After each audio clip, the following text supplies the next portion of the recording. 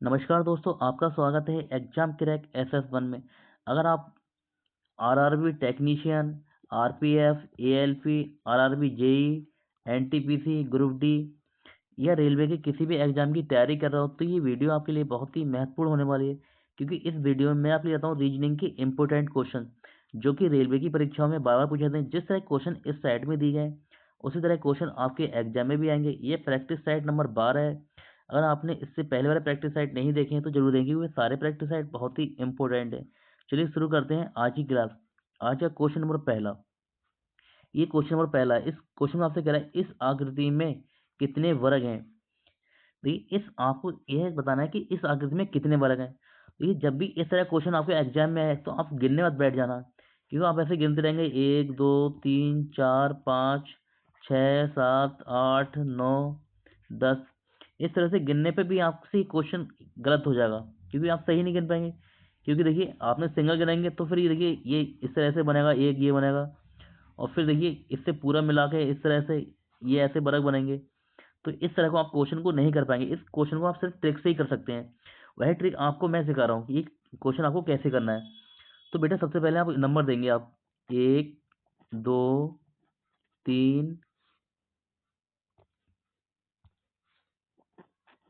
3 4 5, और फिर इधर इधर भी नंबर देंगे आप 2 3 4 और 5। अब देखिए, आपने देखिए इधर से ही 5 आया, इधर से ही 5 आया, तो आपको करना क्या है। आप देखिए ऊपर से आप नंबर देना है 5, और 5 को 5 से गुणा करना है, और फिर इसके बाद ये कम कर देंगे, 4 को 4 से करना है, 4 को 4 से करना है, फिर 3 को 3 से करना है, फिर 2 को 2 से करना है, फिर 1 को 1 से करना है। जब ये गुणा करेंगे 5 25 हो जाएगा ये, और ये हो जाएगा 4 चौक 16 हो जाएगा, ये 3 3 9 हो जाएगा, और ये 2 दूनी 4 हो जाएगा, और ये 1 हो जाएगा। अब आप इन सबको जोड़ेंगे तो 10 20 30 40 50 ये हो जाएंगे 55। बेटा जोड़ने पे आएंगे 55, यानी कि इस आकृति में जो वर्ग बनेंगे वो बनेंगे 55, वर्ग बनेंगे 55, यानी कि ऑप्शन नंबर बी हमारा राइट हो जाएगा। आपको ऐसे ही करना है। देखिए, इधर से लास्ट से लिखना है। आपको नंबर देने के बाद लास्ट से हमें एक एक कम करते लिखना है। जैसे 5 लिखे हमने, 5 5, फिर एक कम कर दिया, फिर एक कम कर दिया, फिर एक कम करा, और फिर एक कम करा, और जहाँ एक आ जाए हमें, जहाँ एक मिले हम वहीं छोड़ देंगे, और फिर इनको मल्टीप्लाई करके जोड़ देंगे। इतने ही वर्ग बनेंगे इसमें, यानी कि ऑप्शन नंबर बी इसका राइट होगा। चलते हैं अगले क्वेश्चन पर। अभी क्वेश्चन नंबर 2 है। इस क्वेश्चन में भी आपसे कह रहा है उपरोक्त आकृति में कितने वर्ग हैं। देखिए, वह क्वेश्चन भी आप समझ लेंगे और इस क्वेश्चन को समझ लेंगे आप। अगर आप दोनों क्वेश्चन को अच्छी तरह से समझ जाएंगे तो आपसे इस तरह का कैसा भी क्वेश्चन आ जाए आपसे कभी गलत नहीं होगा। तो बेटा इसमें भी क्या करना है, वैसे ही नंबर देना है, 1 2 3 और 4, फिर 2 और 3। पहले क्या था बेटा, उस टाइम क्या था 5 5 थे।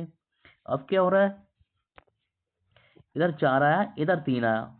तो कोई बात नहीं है बेटा, हमें वैसे ही करना है जैसे हमने पहले करा था, वैसे ही करेंगे। यहाँ 4 लेंगे, फिर यहाँ से 3 लेंगे, ये 3 लेंगे, फिर 3 लेंगे, फिर 2 लेंगे, फिर 2 लेंगे, और फिर 1 ले लेंगे, और जहाँ 1 आ जाए वहीं अपना हम काम समाप्त कर देंगे।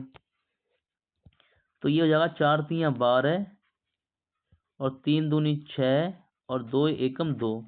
इन सबको जोड़ेंगे, 12 6 18, 18 2 20। इसमें बनेंगे 20 वर्ग, इसमें बनेंगे 20 वर्ग, यानी कि ऑप्शन नंबर बी इसका राइट आंसर हो जाएगा। Question number 3। इस क्वेश्चन आपसे कह रहा है दी गई आकृति में कितने त्रिभुज हैं। तो इसमें भी क्या करना है, हम सिर्फ नंबर देंगे, ठीक है। ये भी आपको भी बहुत शानदार ट्रिक सिखाऊंगा। ऐसा कोई भी क्वेश्चन आ जाए आपसे कभी गलत नहीं होगा। तो आपको त्रिभुज बताना है कि आकृति में कितने त्रिभुज होंगे। तो आप नंबर देंगे 1 2 3 और 4, यानी कि आप इन सबको जोड़ लेंगे, 1 प्लस 2 प्लस 3 प्लस 4। जब आप इन्हें जोड़ेंगे तो ये सब हो जाएगा, 4 3 7 7 2 9 और 1 10, 10 हो जाएगा।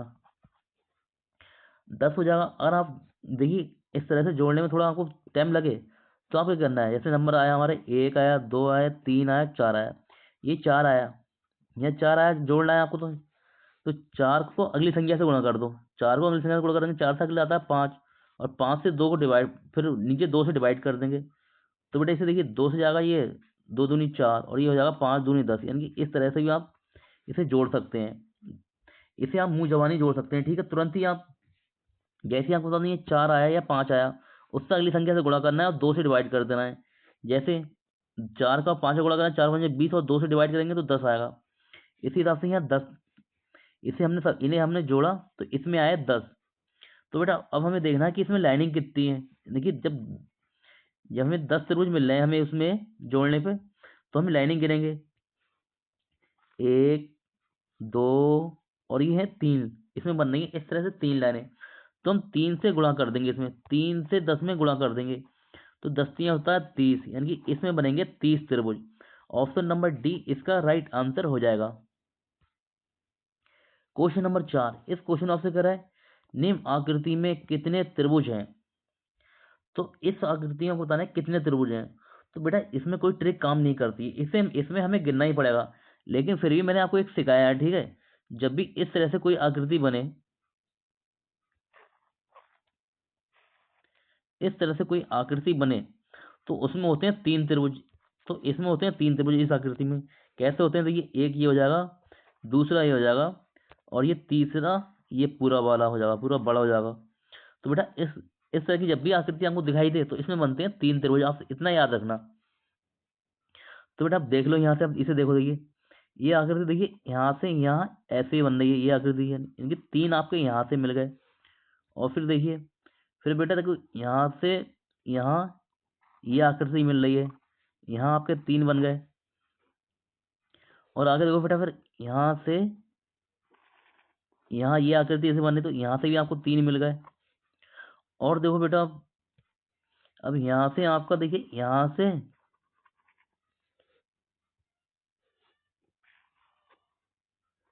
ये यहाँ